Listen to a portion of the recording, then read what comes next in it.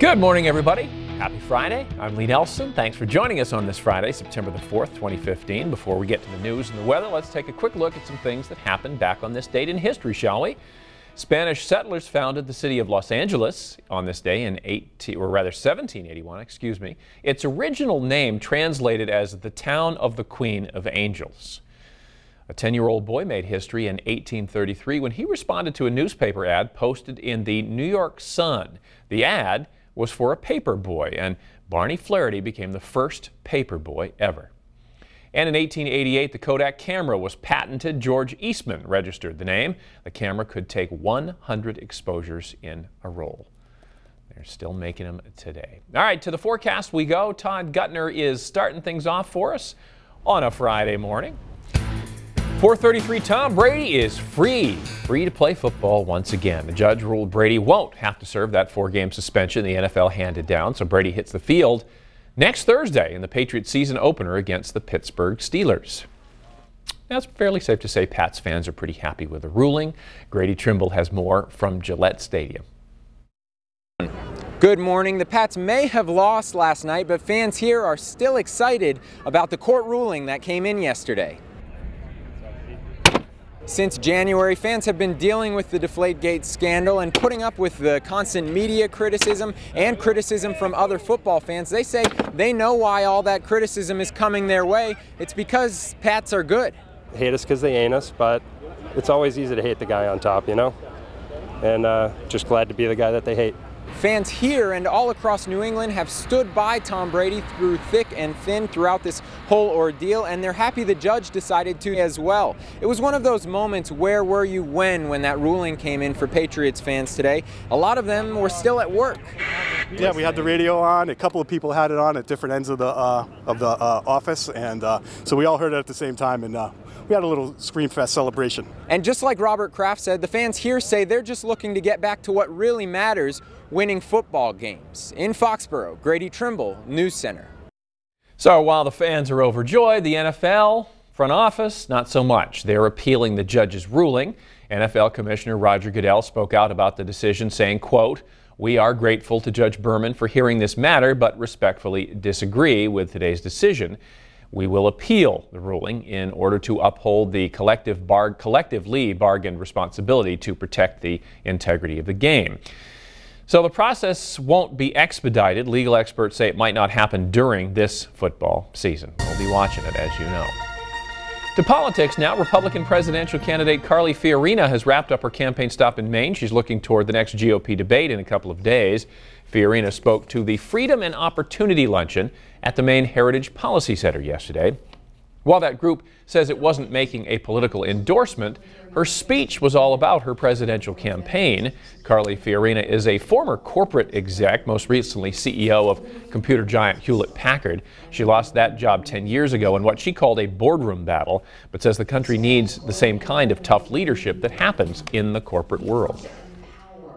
Because I believe we have come to a pivotal point. I believe we have come to a pivotal time in our nation's history where the potential of too many Americans, indeed the potential of this great nation, is being crushed by the weight, the power, the cost, the complexity, the ineptitude, and the corruption of the federal government and a political class that cannot or will not do anything about it. Now, Fiorina has been gaining quite a bit of support across the country and will be one of the so-called top-tier candidates now in the CNN debate later on this month. While Fiorina is campaigning in Maine, Jeb Bush campaigning next door in New Hampshire. He made stops yesterday in Hampton and Laconia. In Hampton, he held a town hall at Foss Manufacturing, and then he went to a town hall in Laconia. Bush targeting the GOP's front-running candidate, calling Donald Trump's views pessimistic and saying Trump preys on people's fears. The latest poll numbers show Jeb Bush in a tie for third with Ted Cruz, behind Trump in first and Ben Carson in second. On the news this morning, a gas main leak and a water main leak as well are causing problems in Westbrook this morning, in fact shutting down part of a street there. A construction crew working on a housing redevelopment project on Spring Street hit the lines just after 9 o'clock last night.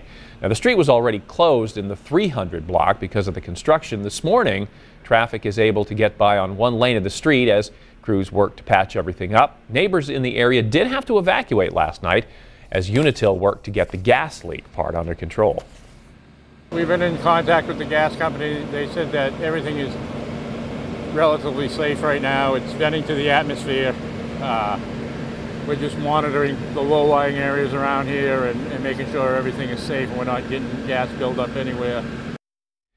And as far as we know, the road is expected to be fully open to traffic around 6 this morning, but because of the emergency repairs, it might be a little longer. You might want to avoid that area if you can.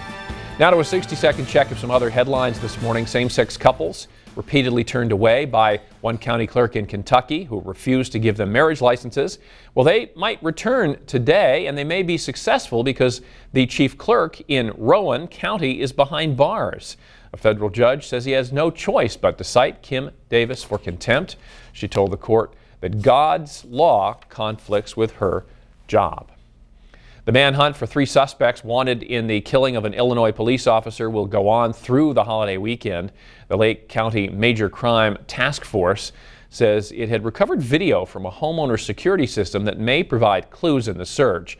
Search teams have been hampered by, so far, the lack of a description of the 3 men in the killing of the officer.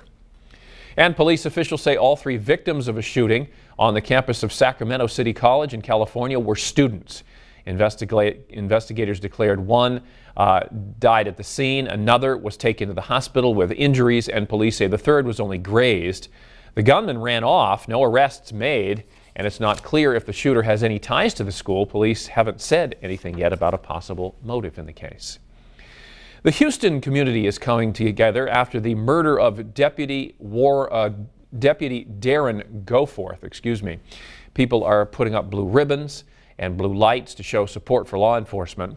The officer was gunned down at a gas station last week where a large memorial continues to grow. You can take a negative and turn it around that, his life meant something. And it's showing his family that, he went and protected us day in and day out. The suspect in that shooting, Shannon J. Miles, was arrested and charged with capital murder in the case. One of the 3 Sacramento men being hailed as heroes after stopping a suspected terrorist on a train in France has returned home. Airman Spencer Stone landed at Travis Air Force Base last night, greeted by a big crowd. He was being treated for injuries in a German hospital after he was stabbed, stopping that suspected terrorist. A parade's being planned to welcome the 3 local men home. Stone and his friends, Alec Scarlatos and Stone Anthony Sadler, were the 3 Americans given France's highest award, the Legion of Honor, by French President François Hollande last month. 4:40 is our time. We'll take a break. Todd's up next with your full forecast, and I think you're going to like what he has to say.